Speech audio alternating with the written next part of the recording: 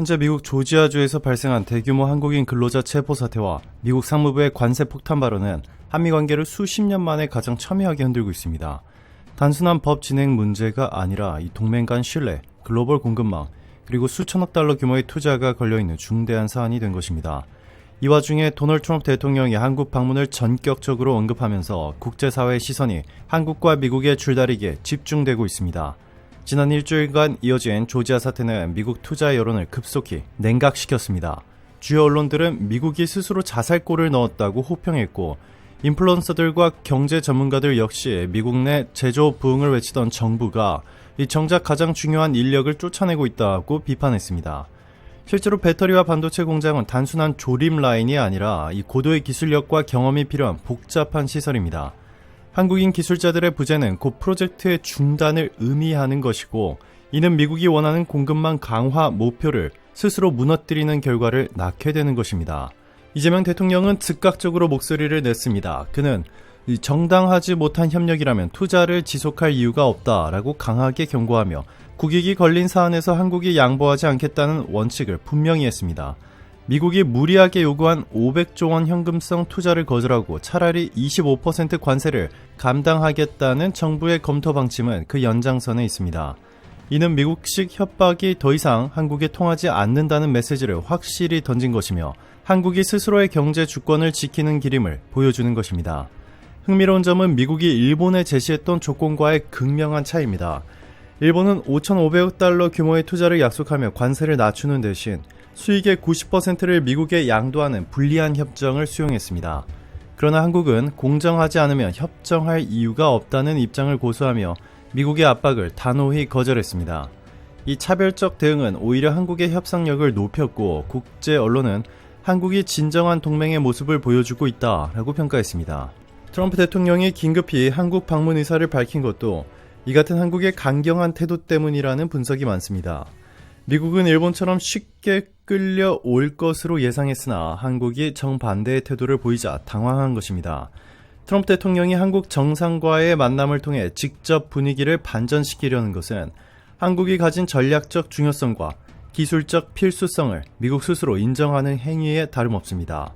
실제로 미국 내에서도 한국인 기술자가 없으면 공장이 완공될 수 없다라는 목소리가 연일 이어지고 있습니다. 조지아주 경제개발청 관계자들은 공개적으로 한국 근로자들의 복귀를 요청했고, 주지사와 상공회의소까지 나서 비자제도의 전면 개편을 주장하고 있습니다. 이는 곧 한국 노동력과 기술력이 단순한 외국인 근로자가 아니라 미국 경제의 성장의 핵심 동력임을 보여주는 장면입니다. 만약 한국 기업들이 미국 투자를 줄이고 관세를 감당하는 선택을 한다면 이 손해를 보는 쪽은 오히려 미국일 가능성이 큽니다. 조선업, 배터리, 반도체 등 미국이 미래 경쟁력으로 삼는 분야는 한국 기업들의 참여 없이는 정상적인 궤도에 오를 수 없습니다. 특히 한국식 고속 건설 방식과 세계 최고 수준의 엔지니어링 능력은 미국이 단기간에 대체할 수 없는 강점입니다. 한국이 빠지면 미국의 제조업 르네상스는 최소 10년 이상 지연될 수 있다는 전망까지 나오고 있습니다. 워싱턴 포스트조차 배터리 공장은 단순한 자동차 조립 공장과는 달리 고도의 전기화학 지식을 가진 전문가 없이는 운영조차 불가능하다 하며 한국 기술자들의 필요성을 인정했습니다. 실제로 오염물질 통제, 휘발성 화합물 처리, 고전압 부하 경험 등은 미국 노동자들이 수년간 교육을 받아도 쉽게 습득하기 어려운 영역입니다. 따라서 한국인 전문가들이 빠져나간 공장은 멈춰설 수밖에 없고, 미국이 바라는 제조업 부흥은 물거품이 될 가능성이 큽니다. 지금 문제는 미국 내 정치 불확실성입니다. 바이든 행정부가 추진했던 IRA 법안으로 한국 기업들이 대규모 투자를 약속했지만 정권이 바뀌자 트럼프 대통령은 손바닥 뒤집듯 보조금 지급 계획을 철회하려 하고 있습니다. 심지어 관세 폭탄을 거론하며 10배 이상의 부담을 안길 수도 있다는 발언까지 이어졌습니다. 이런 오락가락하는 정책은 결국 한국 기업들로 하여금 미국 투자를 재검토하게 만들었고, 삼성전자는 이미 최소한의 건설만 완료하고 이유는 지켜보겠다라는 태도를 취하고 있습니다. 업계에서는 관세를 맞더라도 한국에서 직접 생산해 수출하는 편이 장기적으로 안전하다는 목소리가 커지고 있습니다. 미국 내 공장 투자금은 손실로 처리하더라도 향후 환경이 개선되면 다시 진출하면 된다는 현실적 계산입니다. 동시에 남는 자금을 국내 혹은 제3국의 재투자에 기술력을 강화한다는 것이 합리적이라는 분석도 힘을 얻고 있습니다.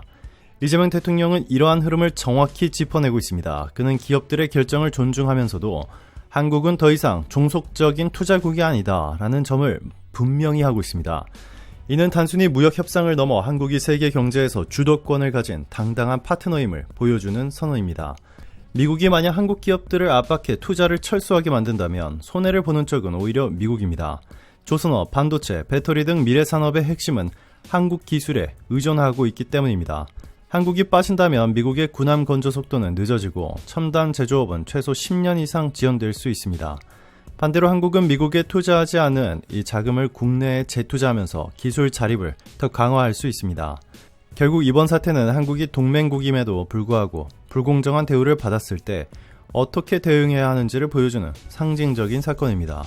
이재명 대통령은 국민과 기업을 보호하며 공정한 협상을 이끌어내는 지도자의 모습을 분명히 보여주고 있습니다.